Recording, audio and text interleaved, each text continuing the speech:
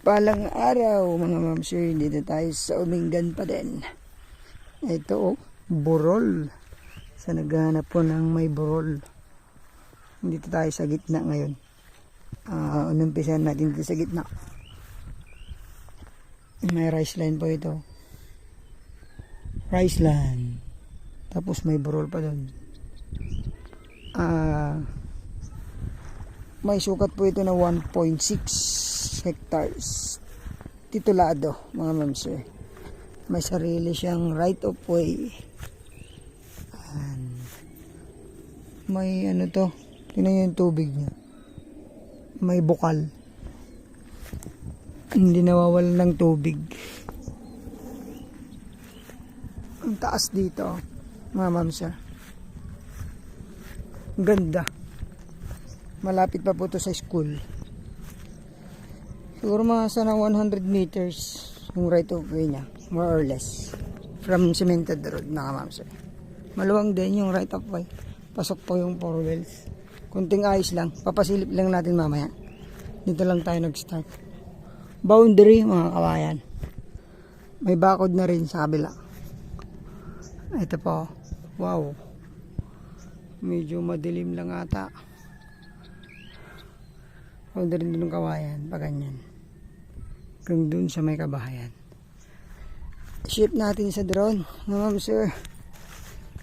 From National Road, siguro nasa ano to, 10 minutes drive. From Tiplex, 25 minutes.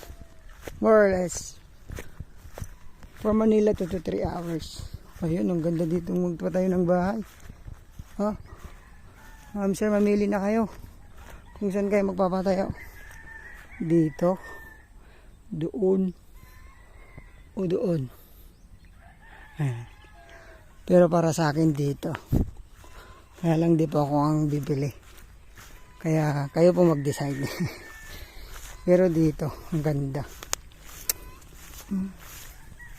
Ito tinatamnan ng ano to, kalabasa. Ayan. Pero nag-ani na po sila. So tatamnan daw ng ano ngayon, munggo. Hanggang dun yung property natin. Ganyan dyan. Sa mga kawayan, ganyan. Sa may puno ng star apple. Sakop niya yung kawayan na isa. Tapos yung boundary yung mga kabayan. Ang ganda po. Pwede din doon ng bahay. Pero for me, ito po ang pinaka the best. Malayo ka sa Marites. Ito, sa baba, pwede kang maggawa ng ano dyan, ng daan na hanging bridge. Kasi doon po sa tinatayon po ng kasama natin, pwede din magbahay doon. O kaya gawing parking lot. Napakaganda. Ayun po. Umingan, Pangasinan. Ang ganda pong i-improve. Landscape. Ganda. Tignan nyo to, mga mamsay. 1.6, medyo maluwang. May rice land naman siya. Pwedeng magtanim ng mga kalamansi dyan. Fruit bearing trees, pwede. Fish pan, pwede dyan.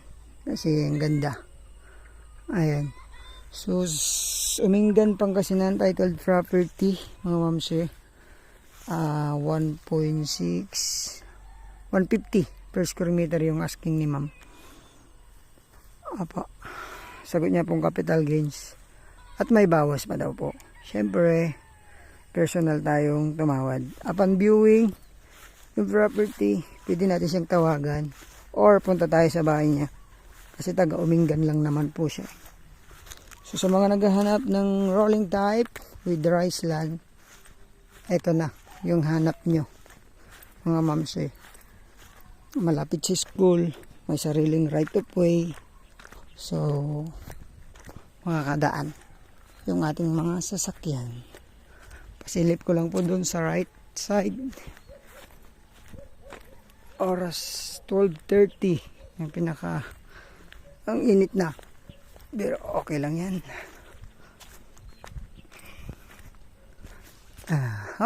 Boundary yung kawayan na dalawa. Ayan o. Kabuuan ng property natin 1.6 may bakod na. Tara, mga ma'am sir, tingnan natin yung ano. Yung right of way. Sa mga gusto ng... Pero alam niyo mga ma'am sir, hindi matirik yung kanyang pagka-slope. Maganda siya. Oh. Hindi siya yung masyadong matirik. Maganda po yung pagka-slope. Yan. Hop. Tapos may rice land ka pa po dito. Sir. Twice a year yan.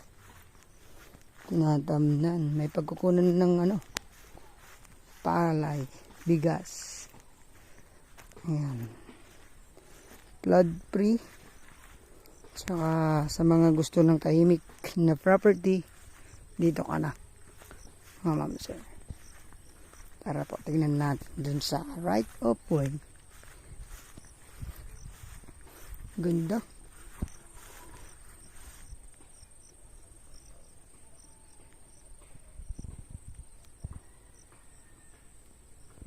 Ayan po.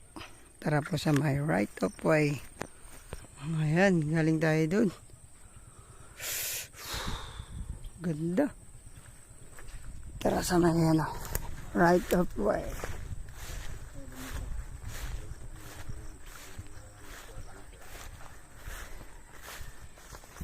Natamnan din ng palay dati to sa taas. Babaray, pag-start lang. Ayan. Ito yung start ng lupa sa may bayog. Pag ganun. Ito naman pa ganyan. Okay. Ganda. Ito yung right of way. Maluwang.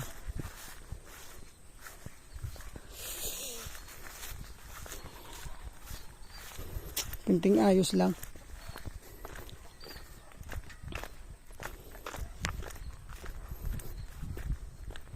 Pasok naman yung four wheels natin. Medyo pataas lang. Kunting tabon lang sa gilid kasi pumasok yung traktora. Pero ito lang. Pero doon okay na siya.